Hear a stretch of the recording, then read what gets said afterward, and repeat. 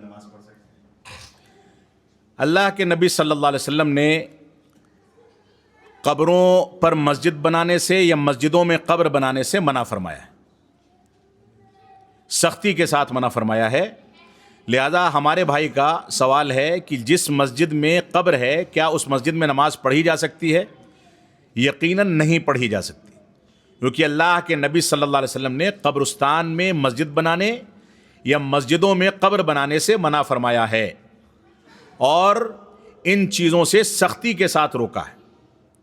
لہذا ایسی مسجد میں نماز پڑھنا جائز نہیں ہے۔ یہاں پر ایک اشکال پیدا ہوتا ہے، جو اشکال بہت سارے ذہنوں میں آ گیا ہوگا، میں وہ سوال آنے سے پہلے جواب دے دیتا ہوں۔ وہ اشکال یہ ہے کہ مسجد نبوی مدینہ منورہ میں بھی اللہ کے نبی صلی اللہ علیہ وسلم اور شیخین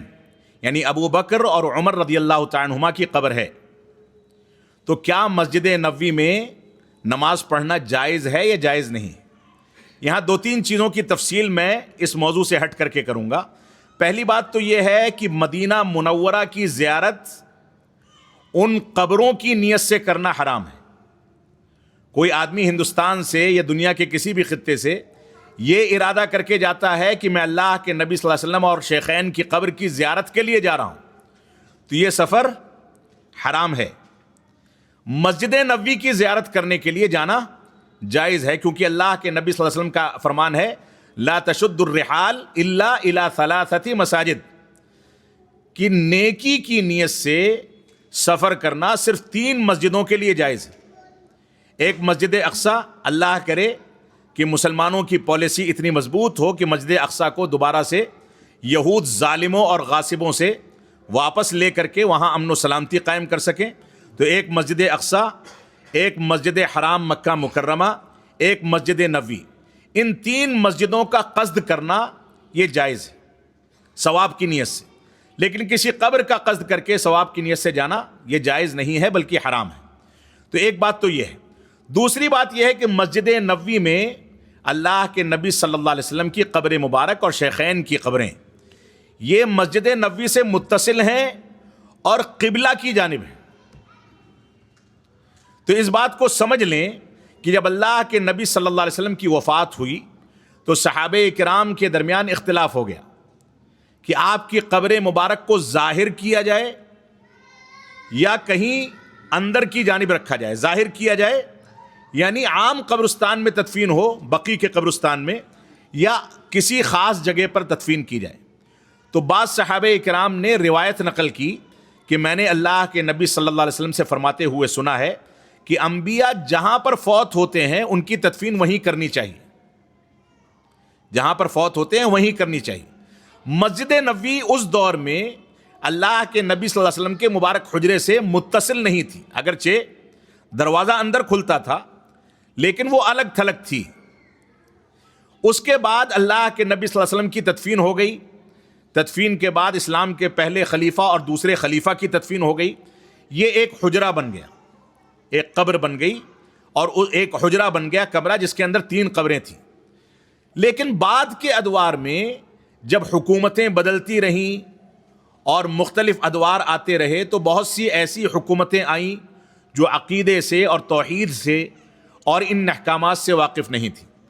تو آل سعود کی جو حکومت اس وقت ہے، اس سے پہلے وہاں ترکیہ کی جو حکومت تھی وہ لوگ بدعتی تھے، ان لوگوں نے اللہ کے نبی صلی اللہ علیہ وسلم کی قبر مبارک کے اوپر گنبد خضرا بنایا، جبکہ قبر کے اوپر تعمیر کرنا جائز نہیں ہے۔ آپ خود سوچیں کہ جس شخص نے گنبد کا اسٹرکچر بنایا ہوگا، جو مزدور سامان لے کر کے چڑھے ہوں گے،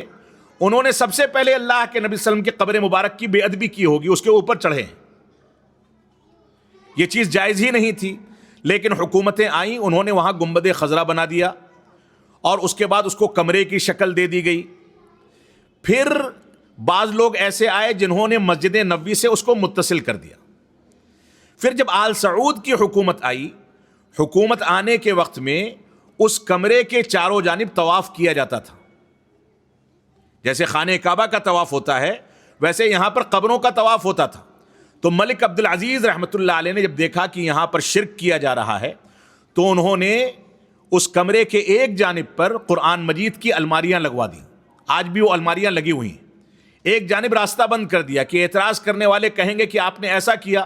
تو انہوں نے کہا کہ میں نے تو قرآن مجید کی الماریاں لگوائی ہیں، وہ اللہ کی کتاب رکھی جائے گی۔ یہ ایک خوبصورت شکل نکال کر کے انہوں نے اختیار کی۔ وہاں طواف رک گیا، لیکن کیونکہ مسجد نبوی سے وہ حجرہ متصل کر دیا گیا تھا، اب اس کو الگ کر پانا فتنے کا باعث تھا، لہذا علماء کی رائے لی گئی،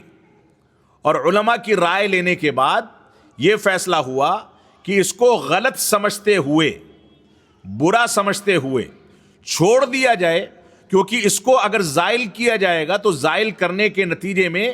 پوری دنیا میں واویلا کھڑا ہوگا اور فتنے کھڑے ہوں گے۔ لہذا فتنوں سے بچنے کے لیے ایک چھوٹے فتنے سے اپنے آپ کو محفوظ کر کے یا اس کو اختیار کر کے چلیں،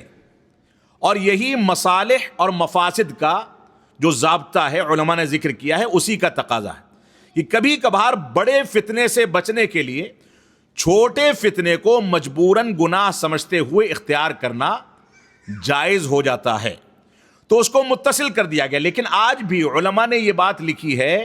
کہ وہاں پر انسان جب جائے تو یہ اعتقاد رکھے کہ اس چیز کا وجود غلط ہے، اس کا مسجد نبوی سے متصل ہونا غلط ہے، اور مسجد نبوی کیونکہ عام مسجدوں کے طرح سے ایک مسجد نہیں ہے، بلکہ اس کے اندر ایک نماز کا ثواب 1000 نمازوں کے برابر ملتا ہے۔ دوسری کسی مسجد میں قبر ہوگی، وہاں ہم نماز نہ پڑھ کر کے کسی دوسری مسجد میں جہاں قبر نہیں ہے وہاں جا کر کے نماز پڑھیں گے تو ثواب ہم کو اتنا ہی مل جائے گا۔ لیکن مسجد نبوی میں اگر ہم نماز کو ترک کرتے ہیں قبر کے وجود کے نتیجے میں، تو 1000 رکعت 1000 نمازوں کا ثواب کسی دوسری مسجد میں نہیں ملے گا۔ اس وجہ سے علماء نے درمیانی راہ نکالی ہے، اور یہ فیصلہ باقاعدہ موجود ہے سعودی حکومت کے پاس۔ ایک دور میں گنبد خضرا کو ختم کرنے کا بھی پلان بنایا گیا، لیکن فتنوں کے خدشے سے اس کو چھوڑ دیا گیا، اور اس بات کو علماء نے باقاعدہ صراحت کے ساتھ لکھا ہے، اور حکومت اس کی پابند ہے کہ اس قبر مبارک کو مسجد نبوی کے درمیان میں نہ آنے دیا جائے۔ آپ نے دیکھا ہوگا مسجد نبوی میں قبر مبارک کے آگے ایک لمبا چوڑا صحن ہے، جس میں گئی گزری حالت میں 1 لاکھ آدمی نماز پڑھ سکتے ہیں، لیکن وہاں پر نماز پڑھنے کی اجازت نہیں ہے۔ بورڈ لگے ہیں کہ یہاں امام کھڑا ہوتا ہے، اس سے آگے نہ جائیں۔ اتنا نقصان جو حکومت اٹھا رہی ہے وہ علماء کے اس فتوے کے نتیجے میں کہ اگر قبر بیچ میں آ جائے گی، اس کے چاروں جانب سے صفیں بنیں گی، تو یہ فتنہ مزید خراب شکل اختیار کر لے گا، لہذا اس کو ایک کنارے رہنے دیا جائے۔ یہ حکمت عملی اختیار کی گئی۔ تو جس مسجد میں قبر ہے اس مسجد میں نماز پڑھنا جائز نہیں ہے، اللہ کے نبی صلی اللہ علیہ وسلم نے اس سے روکا ہے۔ دیکھیے یہاں پر ہم کسی کی مثال میں نہیں دوں گا، آپ نے علی گڑھ کا تذکرہ کیا ہے، لیکن حقیقت یہ ہے کہ ہمیں یہ دیکھنا ہوگا کہ قبر جہاں پر ہے وہ احاطہ مسجد کا ہے یا مسجد سے خارج۔ بہت سی جگہوں پر